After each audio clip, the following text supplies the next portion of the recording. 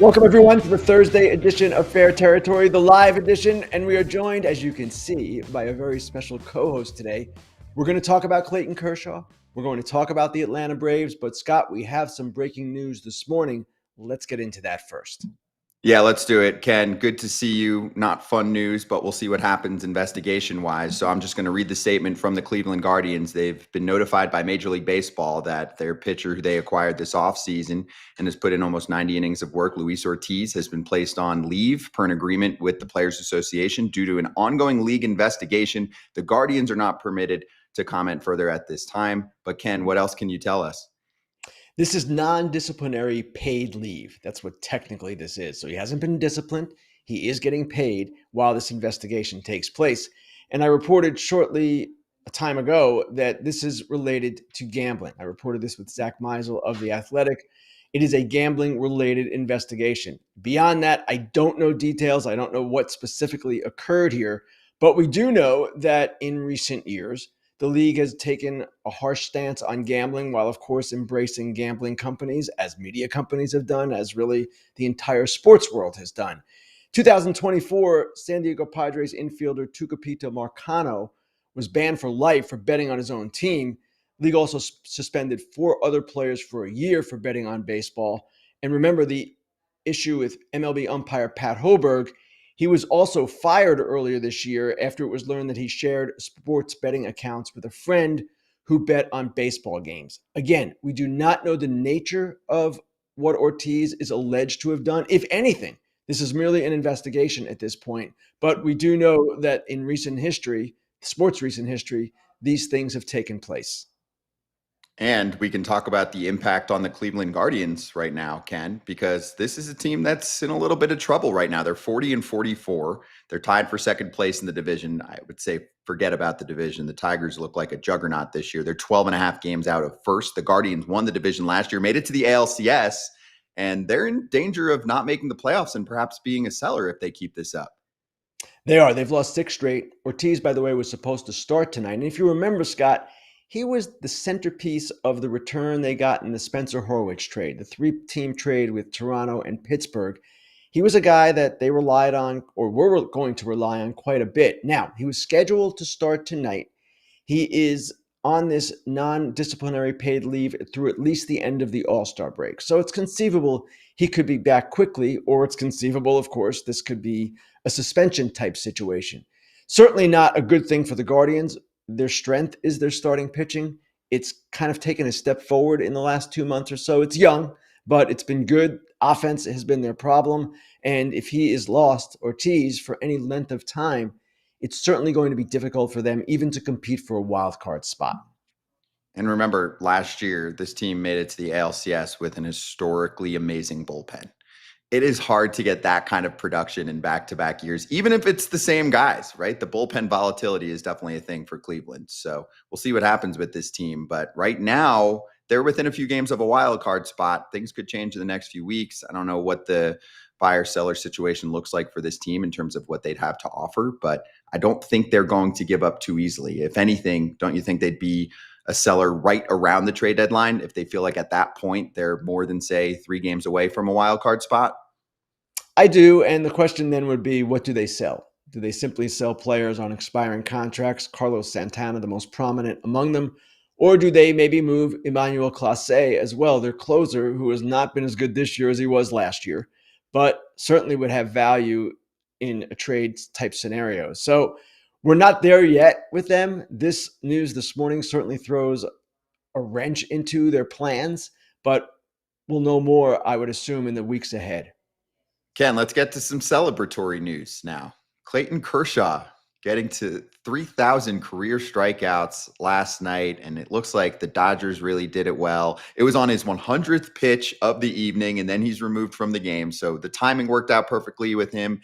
They pull off a victory. But what do you think about Clayton Kershaw's career and the fact that despite quite a few injuries in the last several seasons, at 37 years old, he's an effective big league starter and able to pull off an accomplishment that has not just a lot to do with swing and miss, but with longevity?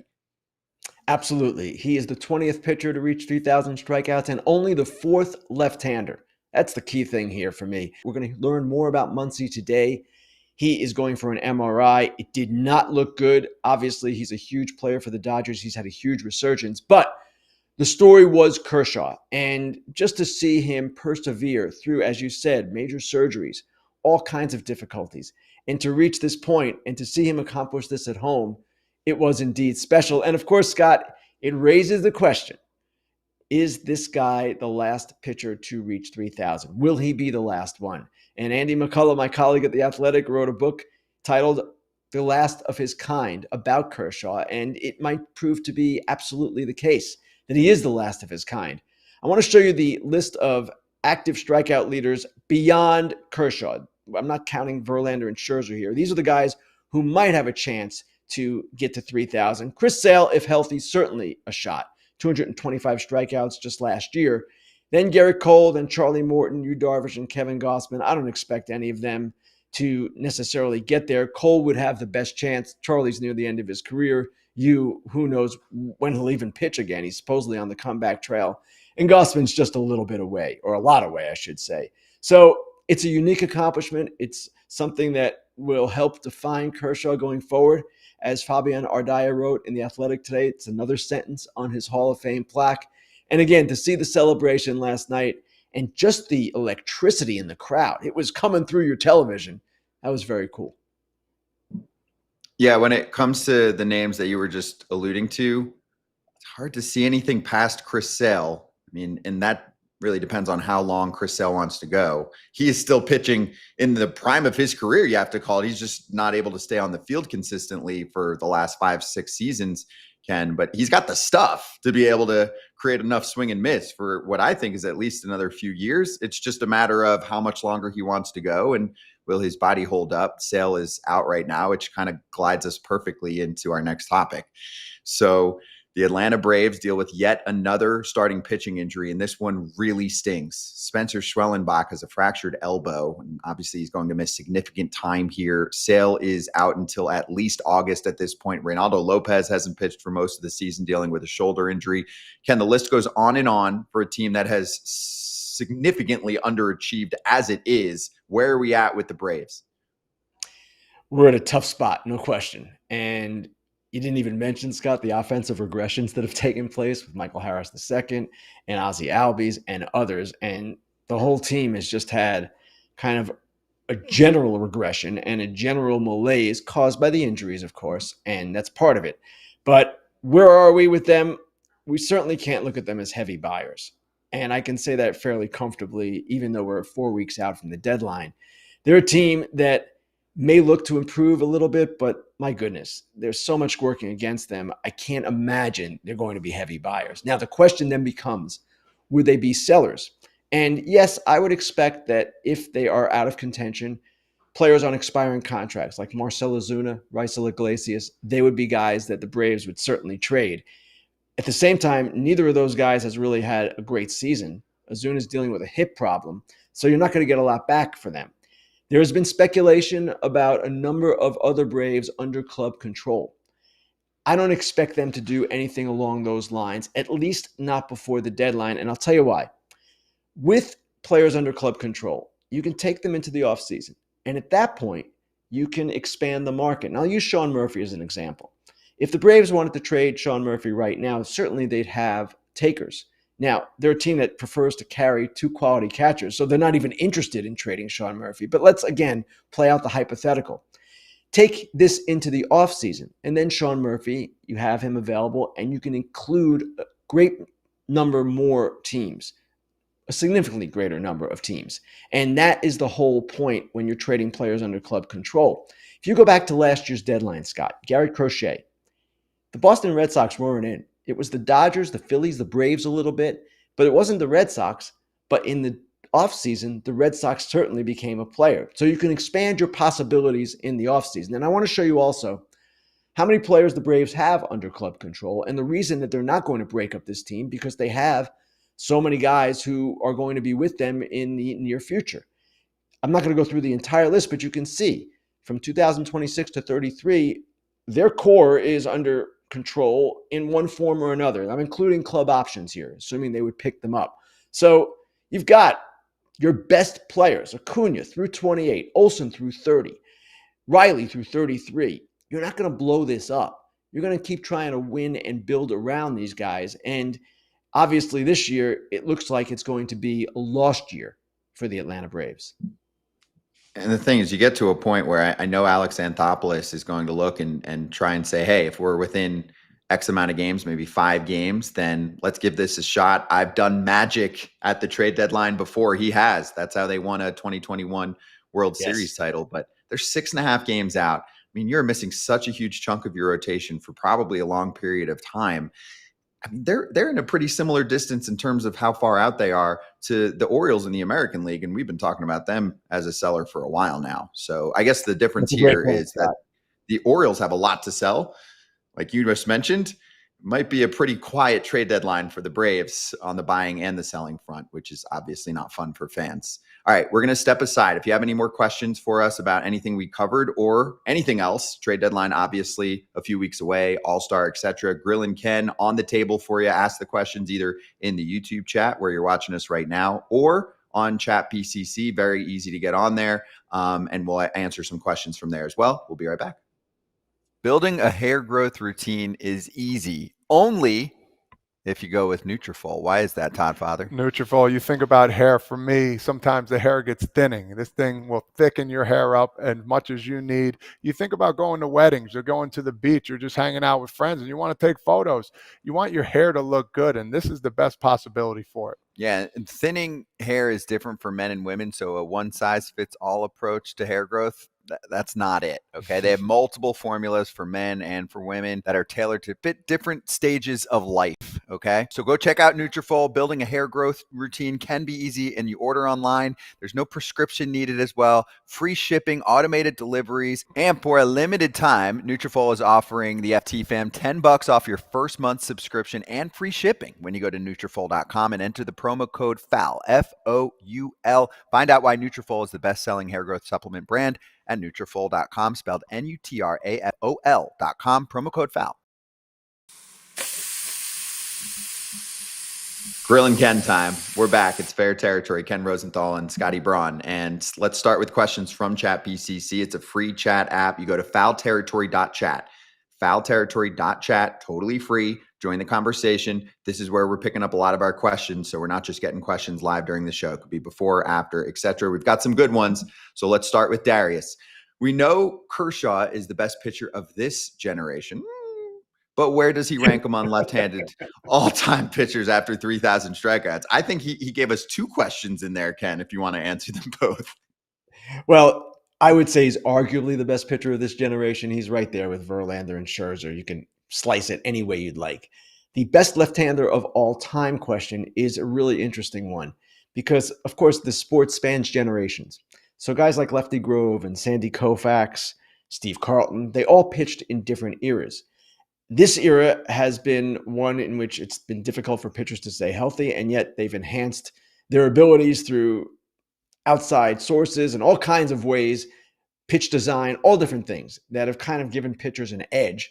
And you have to look at it in that context as well. But I certainly would say that Kershaw ranks among the greatest left-handers of all time. That is fair to say without any question. And I mentioned earlier the other 3,000 strikeout left-handers, Carlton and CC Sabathia, and of course, Randy Johnson. It's a conversation, a debate that we can have, and you can look at ERA plus and break it down that way, but let's just say he's right in the conversation. No doubt. Hall of Fame pitcher, easy, first ballot, and he's still going, 37 years old. Let's get to some trade talk. So first one's a Yankee question for us, and it comes from Chris. Will the Yanks trade for a real third baseman so they can move Jazz back to second base in a corresponding move with the Yankees DFA DJ LeMahieu? I'm on board with this, Ken. I mean, I'm curious to get your thoughts on the details, but I do think the Yankees are much more effective on the defensive side in the infield if Jazz is playing second base. Can they find the third baseman fit? I would agree with you, Scott, and that's a great question there. Clearly, Jazz Chisholm Jr. is capable of playing third base, but would he be better at second? We can all probably agree that the answer there is yes. DJ LeMahieu has come back. He's been okay, not much impact in the offensive side, and he's not the defender he once was at second base. So if they could get a third baseman, and let me throw out a name, Eugenio Suarez from the Diamondbacks, if they sell, that would enable them to move Jazz to second. Now, at that point, do you DFA DJ or do you make him a utility guy? I'm not sure. I believe he has one more year left at $15 million. It's a lot of money to eat, but at the same time, if you're trying to win the World Series, I don't know how DJ necessarily fits as a bench player, especially when you're making that kind of money. So it's a question that's going to persist through the deadline. What the Yankees do, they clearly need another infielder. Who that might be, we don't know yet. Yeah, I think DJ has one season left after this. And in my opinion, when you looked back, I don't know if they said this publicly, they probably didn't. It was a 6-year contract for DJ. It was stretched out to help a team that often battles the the luxury tax, the line there. So Ken, I mean, if they do cut him loose, you could look at the money that he got in those 5 years as what he really was worth at the time, but they added a 6th year so they don't have to mess with the luxury tax line like they do or pay the tax overages as much. One quick follow-up for you on this one, Ken. This is a name that's been linked to the Yankees for at least the last couple years, and I want to bring it up again. Do you think this is the time that the Rockies will finally give up Ryan McMahon in a trade? He was off to a super slow start. He's been a little bit better lately. I got to see where he's at as a bat, but I do think he could help this team. He's kind of a solid all-around player. Change of scenery would probably help him as well. It's more a matter of, do we think the Rockies will part with a guy who they signed long-term? They operate a little bit more or a lot more mom and pop shop and say, oh, I like this guy. Let's keep him, even though he could make us better long-term if we trade him. The question is the Rockies, as you said, Scott. Will they move? I don't know. They are a team that is the only team in the Mountain Time Zone. They are a team that seems to operate in an insular way, kind of removed from the rest of the industry. It's weird, honestly. And they're a team that needs some change. No question about that. Will the current general manager, Bill Schmidt, under the current ownership, be in position or prepared to make that change with a guy like McMahon? Institute a series of changes, trade some other people as well. I tend to doubt it based on their track record, but I am sure that Brian Cashman will at least be calling Bill Schmidt and saying, hey, what about McMahon? Yep, man. I mean, they got a lot of work to do. I hope so. All right, let's do one more. Let's take this one from the YouTube chat, and it's an all-star question. Mike G., what was your decision in putting Freddie Freeman ahead of Michael Busch? Oh, I saw this question yesterday from Mike. On your NL All-Star team, despite Busch having better overall numbers. Now, I'm guessing he's going by OPS plus, and I know in Baseball Reference where he's got the edge now over Freddie. He said, I didn't see it specified in your article, so just curious.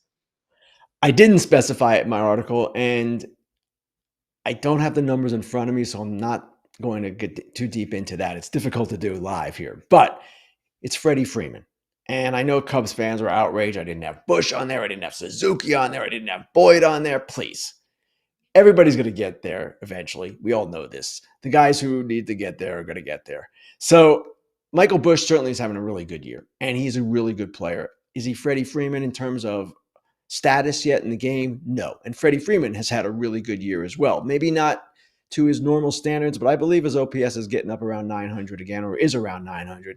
Not like he's embarrassing himself. So I would just say I can't give a detailed answer here, but I had my reasons. One quick follow on this too, Ken. If the numbers are close enough, right? And it's not like, there's massive separation.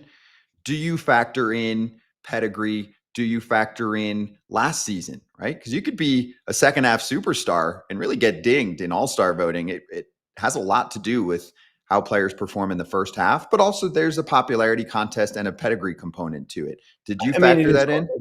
Yeah, I just took a quick look. Busch is at 52% above league average, OPS plus. Freddie's at 47%. I mean, that's really close. And it's so close where I would go with the bigger name. It's the All-Star game. It's an entertainment vehicle. No disrespect to Michael Busch. He'll have his day. He's a really good player. And maybe Freddie bows out for one reason or another, and Michael Busch gets there anyway. So to me, when it's that close, and it is that close, I will go with the bigger name. Yeah, Busch has made strides on defense, but Freddie is definitely a better defender. Busch probably a better base runner. Freddie also had a World Series MVP situation last year, one of the most dramatic home runs in World Series history. and the game is in Atlanta. Now, I didn't go into all this detail, but for all those reasons, I don't feel like I did Michael Busch a bad one here. It's okay. I'm with you. I'm Team Freddie on this one. You've got me convinced. Ken, good to see you. Happy 4th of July to you and the long weekend. And I will see you next week on Foul Territory. Sounds great, Scott. Thank you. Thanks for All right, joining we'll be us. right back. Yes, thank you. We'll be right back. Ken's still here, so don't leave. Dude and Dork of the Week on the way. Oh, it's I'll be coming. on Foul Territory coming up. Kratz, I am actually in the market for a new car. Yes. Wow, that's a big. used car up north, so I can drive very far to Todd Father's studio. And to my house. And to your house and on you occasion. Want confidence, right? You don't want to be confused. Yes. Because I'm transparency, yes. Which is big on our show. And just the confidence part is what I stick with, because it's like, I got to check another site. I got to check this site or that site. It's all in one place. I know I got the best deal for what I'm getting. Take the guesswork out. It's called Car Gurus, cargurus.com to be exact. You can buy or sell your next car today at cargurus.com. Make sure that your big deal is the best deal, and also they'll connect you with trusted dealerships when you're ready to go, ensuring a keyword here, transparent and hassle-free buying process. They are super popular. Go give them a look. cargurus.com, cargurus.com. Dude.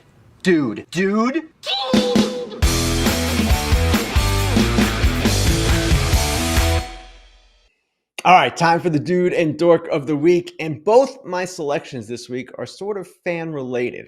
One good and one bad. The good, the Dude of the Week, that goes to all of the fans who voted Jacob Wilson from the Athletics the starting shortstop for the American League in the All-Star game. Great choice. Jacob Wilson has had an amazing first half as a rookie, an unusual player, a high contact guy, not a power guy, but he's been brilliant. And he beat out Bobby Witt Jr. and Gunnar Henderson and even Jeremy Pena, who has had, before getting hurt, an MVP-type season for the Houston Astros. So props to the fans for electing Jacob Wilson. That's one. That plays for the Sacramento Athletics, the West Sacramento Athletics, the Vegas, Oakland, Sacramento Athletics. He doesn't play for one of the named teams in our sport. So Jacob Wilson, good for you for making the All-Star team, and all the fans who voted for them. I'm glad to see people are paying attention. And people have every reason to pay attention, because in this day and age, we have so much information in front of us. We can watch pretty much every game through the MLB app. So, hey, that was really cool to see. West Coast team, not even a prominent team, and this guy gets elected over some really big names. Dude of the Week, the fans for electing Jacob Wilson, as well as Jacob himself. All right, now let's go to the next phase of this conversation.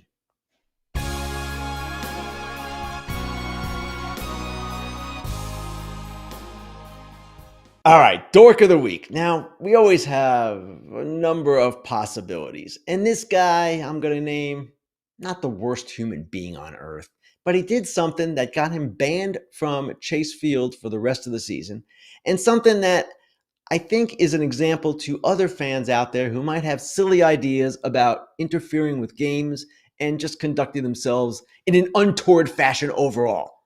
I'm talking about Dave McCaskill, Diamondback season ticket holder, who was banned for the rest of the season by the team because he interfered with a potential home run this week. It wasn't the first time he did it. He says he did it only 2 times. The Diamondbacks said it's been multiple times. Regardless, Dave, can we just be happy to watch the game? I know people like catching foul balls and home runs, and that's cool. And Dave basically said he meant no harm to the Diamondbacks. He was quoted in The Athletic as saying this. He doesn't sound like a bad guy at all. But cool it. Just cool it. We don't need fans reaching over repeatedly. If it happens once, okay, it's an accident, you got excited. But when a guy does it repeatedly, his ban to me is actually well-deserved. So Dave McCaskill, Dork of the Week, I don't mean to pick on you. You've been picked on enough. You've been banned for the rest of the season. But come on, man. Keep your hands to yourself. Do you remember your parents saying that? It's a good thing to follow, good advice to follow when you're in a major league park. So with that, for our friends watching on NESN, Sportsnet Pittsburgh, and NESN Nation, we're going to say goodbye for now, but stay with us. I'll be back with more right after this.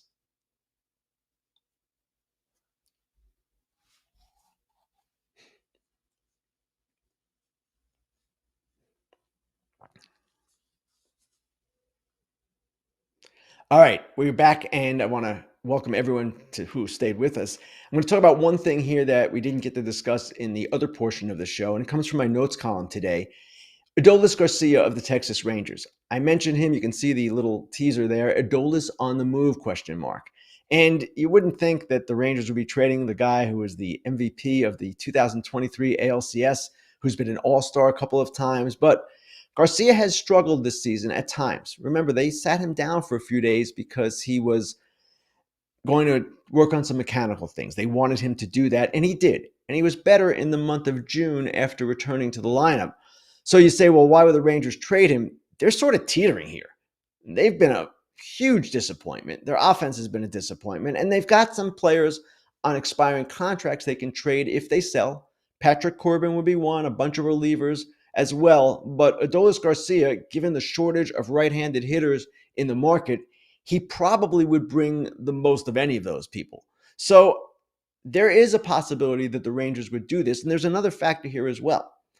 Adolis Garcia this season earning $10.5 million.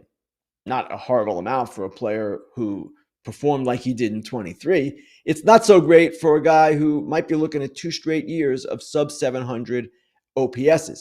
If that's the case, if that's how it ends up, Adolis Garcia conceivably, I don't know that this would happen, but conceivably, could be a non-tender candidate. The Rangers might not want to pay him more than $10.5 million. He would get a raise in arbitration. Players generally do. And they might not want to go to $12 million for a guy, as I said, coming off 2 sub 700 OPSs. Another team might see it differently. Another team might look at a resurgence by him and say, let's go. Give him a change of scenery. We're good. We want Adolis Garcia and all that he brings. So to me, it's a possibility. We're not there yet. The Rangers obviously have to get into a position where they feel like it's better to sell than to try to enhance their team. If you remember last year, they did buy, but they were coming off a World Series title. They didn't feel like it would be proper to concede, and it ultimately proved to be a decision that sort of backfired. So the Rangers are in a really interesting spot here, and it will be very interesting to see what they do with Adolis Garcia. All right, we're going to take one more fan question before we sign off for today. Let's see what we got here, and we'll take it right about now. This one comes from Renato Yepes, who asked, do you see the Dodgers making a move if Muncy is lost for the rest of the season? Excellent, timely question, Renato. And certainly, if you watched that play last night, you had to be concerned. If you watched his reaction, the way he was helped off the field, the Dodgers broadcast would not even show the replay because they, in their minds, felt it was not something that fans should see. It was that bad. So it's certainly fair to wonder how that MRI is going to turn out for Muncy today. And yes, I would think that if indeed he is out for the season, they might look to do something. Now, remember, they've got Kike Hernandez. They've got all kinds of options that they can turn to. That's the beauty of the Dodgers. They're versatile. Miguel Rojas is on the roster. And with Kim, you can do some other things as well. But the Dodgers being the Dodgers, if Muncy is lost, that's a big power bat. And I would think that they would try to maybe look at some other options for sure. All right, I want to thank everyone for watching. AJ Przinsky and Eric Kratz join Scott Braun hosting Foul Territory next. Dodgers territory follows Foul Territory, and then Fair Territory returns on Monday. Thanks everyone for watching, for listening. Have a great 4th of July weekend.